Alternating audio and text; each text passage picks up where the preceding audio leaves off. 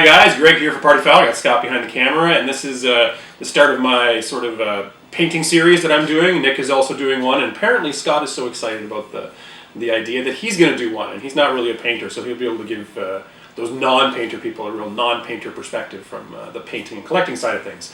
And today I'm doing the unboxing of what the internet has decided I should do, Retribution. So I got my Retribution battle box in here, and it's got Kalissa, I think. I always get confused between her and, yeah, it's Kalissa, Knight's Whisper. I was like, her and the other girl. Be careful, don't offend anybody by calling them something they're not.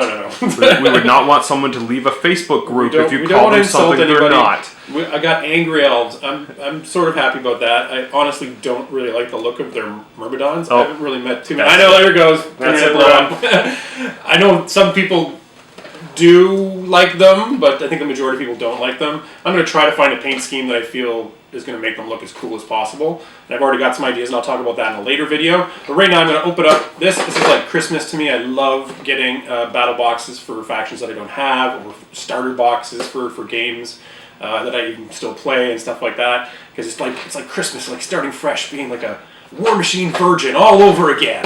So I'm going to rip it open. I'm going to show you the contents of what's inside. This video in particular is going to probably be for really new players of War Machine and people interested in getting into War Machine.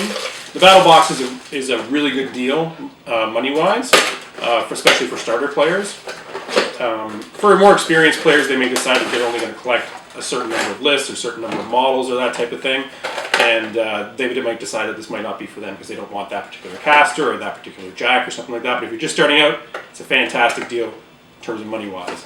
So you get a no-quarter magazine. It tells you some stuff in there, Stormblade Tactics, all the stuff that's sort of like relevant to the battle box. Gives you a little bit of a hint there. And it's got quick start rules. This is really handy when you're starting. I know when Scott and I started, I had a Khador battle box and he had a Cygnar battle box, and we referenced this quite a bit. It's got cards for most of the battle boxes in there. Cards. So you can even look and see, hey, that's what the Crix guys do or whatever if you don't normally play them. And on the inside, if I can open this up, it's got quick start rules, so it covers all the basics and stuff like that. So you can, in a way, even if you don't have the mini rule book or something like that, you can start playing with just the contents of your battle box because you got like a little mini rule set right there. Besides that, we got a little bag full of Jackie bits, and those are the mediums, and Kalissa's probably in there as well. And then we got a bag of the heavy Myrmidon, and then on the bottom we got all the relevant cards. So we got a Manticore in here, and he's our heavy, and like all good heavy Myrmidons, he's got a gun and a couple of fists and stuff like that. We got Kalissa's card and her spell card. Got her feet and all her special rules and stuff like that on there. Looking forward to sucking away focus and fury with her weapons. And we got a Chimera and a Griffin. So some very cool stuff. What I'm going to do is I'm going to pop this open. I'm going to show you some basic cleaning. And then I'm going to do an assembly, but we're going to edit that so we don't have to watch all of that sort of thing. I'm going to open this up. Some of the tools you want to kind of have on hand when you're opening up your battle box and assembling some of your models. We'll go over that really briefly. A utility knife, very handy. You're going to need it. Clippers, you can get these at Canadian Tire or something like that, different sizes. It's good for snapping them off sprues and whatnot, or big bits of flash. And green stuff. Mine's a bit of a mess, but you can get it at any hobby shop, and Games Workshop makes it. Privateer Press has their own brand. It comes in different colors. But it's just a gap-filling modeling compound that's kind of sticky. You mix the two parts together, and it helps you sticks things a bit together and fill in gaps and whatnot. So, Scott's going to zoom in on here when I find a nice bit of flash and a nice bit of mold lines that I can show you. Some trim on, because there's a lot of crazy little bits on these Myrmidons. It's even so hard to say. That's just dirt from the table. These are pretty clean. I'm surprised. I play Convergence, and most of the time when I get models, there's some pretty bad mold lines and whatnot, but there's not actually that many mold lines on these ones. I'm pretty impressed, especially considering the number of smooth surfaces that are on these models. Right. Come on, there's got to be some mold lines somewhere on these. Alright, I'll cover flash then. So flash is where the plastic is injected into the mold, and you can see there's like a rough bit there. This is, like I said, this kit is actually pretty good. There's a bit on this leg as well, as you can see. That's flash. That's extra plastic that's come off of where the plastic is injected. So you just take your utility knife and you follow sort of the contour of the actual model piece and you just scrape it off. If you have a fine file on hand, that can be very good as well. It's also good to use a fresh utility blade when doing this so that you can get the cleanest sort of cut. This one's been a little abused, but so there you go. I've just removed that extra bit of flash that was on there. So I'll do the same to the Heavy Myrmidon body. Scrape off the flash. You can just see I'm just cleaning it off. This will just make a better connection and it won't have any extra bits and whatnot.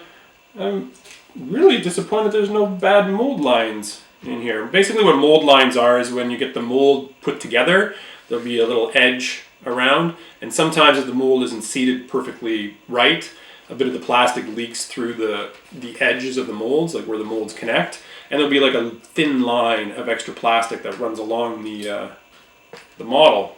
But these are all really well done, and there's no real mold lines to clean. Maybe Nick will get some in his, who knows. But with those, you do a similar sort of thing that you do with the flash. It'll run along usually the edge of the model, and if you got a mold line on the edge there, you just take your knife, make it sort of like it's flush to the model, and then you scrape it along and get off the extra plastic. And usually with mold lines, that plastic is very thin, so you can scrape it off really easily. Something you should also be careful about is you probably shouldn't be doing what I'm doing and pulling the utility knife towards your thumb. But this is a pretty dull blade. So how many times have you cut yourself? Oh, many times. So I'm not that concerned about it. You should be careful when handling the utility knife.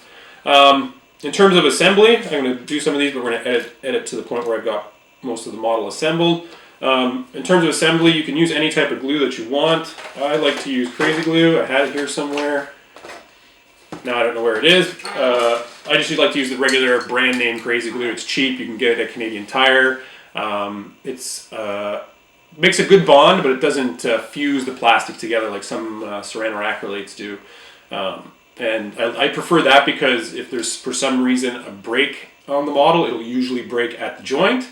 And if I want to remove a part of the model at the joint, it can be done with Crazy Glue, whereas other fusing glues that actually melt the plastics together, it's very difficult to get that part across.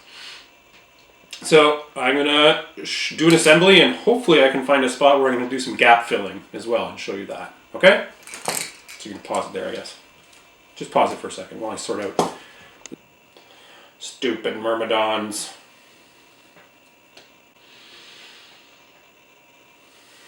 This is confusing.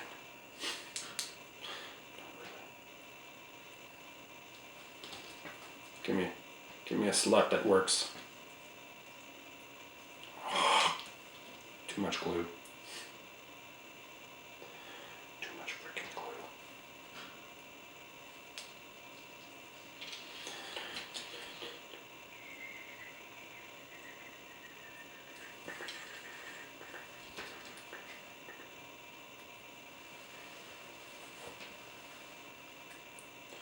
Alright, so we'll do those pieces.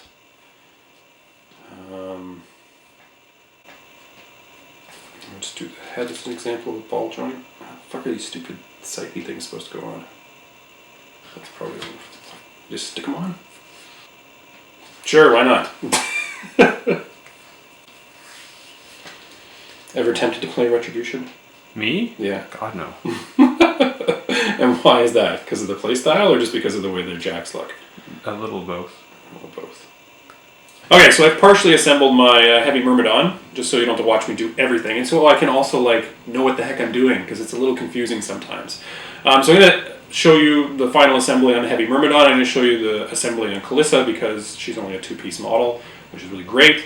The good thing about a lot of these battle box models is that they have good fitting slots and whatnot. So they have two types of joints. There's a ball joint, and there's the slot and plug joint, whatever you want to call it. Where you have a piece that's been cut to a certain shape, and the hole that it's supposed to go with is cut in the exact same shape. And Privateer Press is very good about that, where if it's supposed to, if this shield part of the leg is supposed to go on the left leg, then the shape will be completely different than the shield part that goes on the right leg. So do a dry fit. A dry fit is when you test the connection between the two joints, the two parts. before you glue it to make sure that you got the right part and that it's sitting in properly and you don't have to do any more shaving on flash or anything like that.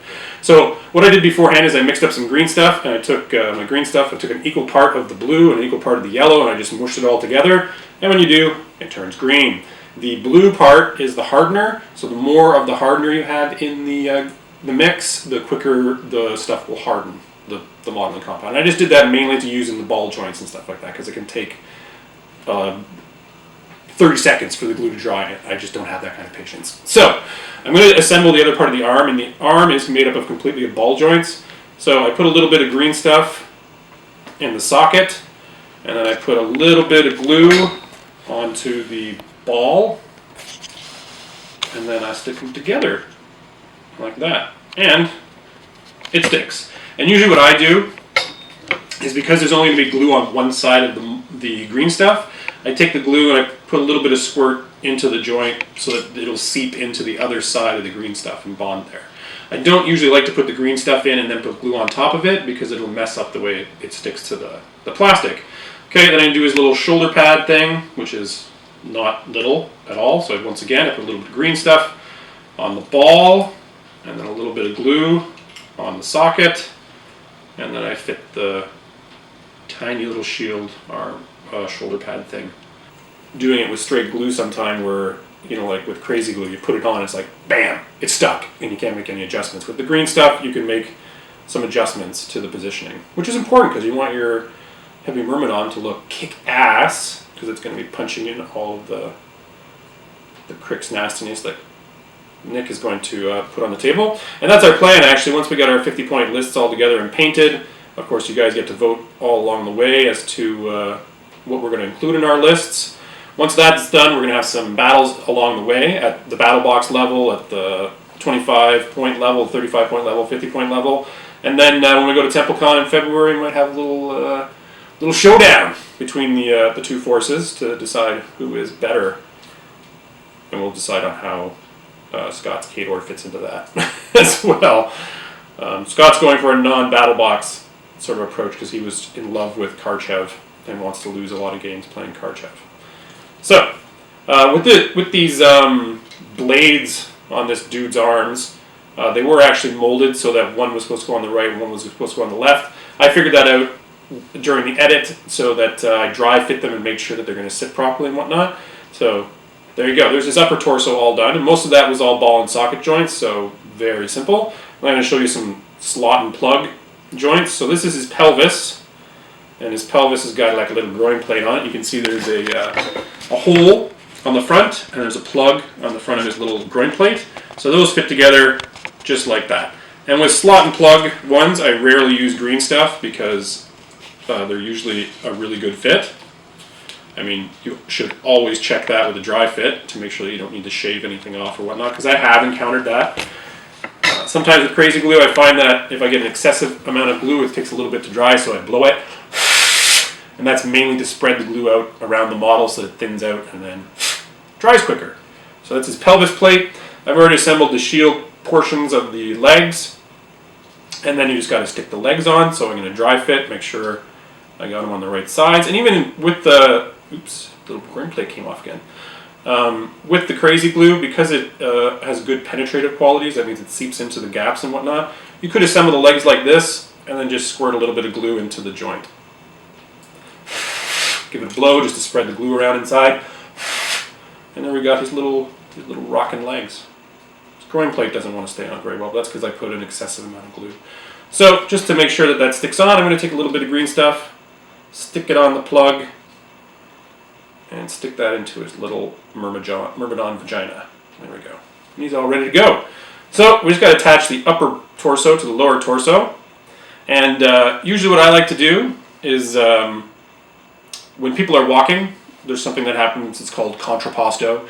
And that means that if the upper torso, if the right shoulder is moving towards you, then the right hip will be moving away from you, and vice versa. That's how you walk. There's a contrast between the upper and the lower torsos. So on the lower torso, the right leg is forward, so I want to have the right arm back, so it looks like he's stomping forward and in action. Where if I do this, he's going to look like he's bear walking. It's very static. So we're going to do that. So I'm going to take a little bit of green stuff, just like the other ball and socket joints, I'm going to stick some in the socket. I'm going to put a little bit of crazy glue on the ball, and then I'm going to stick them together like so. And then I'm going to squirt a little bit of glue into the joint where I can see it, just to make sure that all that green stuff got contacted. So there is my cool little Myrmidon. I'm going to adjust his pose a little bit because the green stuff still hasn't completely dried. And the crazy glue does accelerate the green stuff's drying speed as well, which is handy. And so now I just have to mount him on his base. And it's very simple to mount on his base. If you're not going to do anything fancy like put cork on it or do some sort of resin base or something like that, you just take a little bit of green stuff, stick it to both of his feet, like so. Stick them on the base, squirt a little crazy glue into the connecting parts. I'm going to torque him around a little bit so it looks like he's stomping a little more, and there we have it. Heavy Myrmidon, completely assembled. And Kaelyssa is very, very simple because she's a two-piece model. And so he looks pretty cool. He's ready to do some stomping. And you can see the green stuff is still a little pliable. I can adjust him a little bit if I wanted to.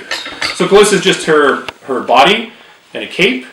So, and it is a slot and plug, or whatever you want to call it, a slot and hole. And so I checked, dry fit it, looks fine, fits pretty good. I'm going to take a little bit of green stuff just to make sure that I don't have to hold it. I hate holding things, it's really boring. Put it on the plug, put a little glue in the hole, stick it back in there, and then she's ready to go on her base. A lot of times with these bases, the tab that's at the bottom of the model is big enough you can just stick them in and then put glue down. And that snaps right in beautifully. We put a little bit of glue. And then she's ready to, oops, glue's not dry. She's ready to siphon bolt your face. And I'm excited, I'm ready to go. I assemble the other guys after. My next video is going to be about painting.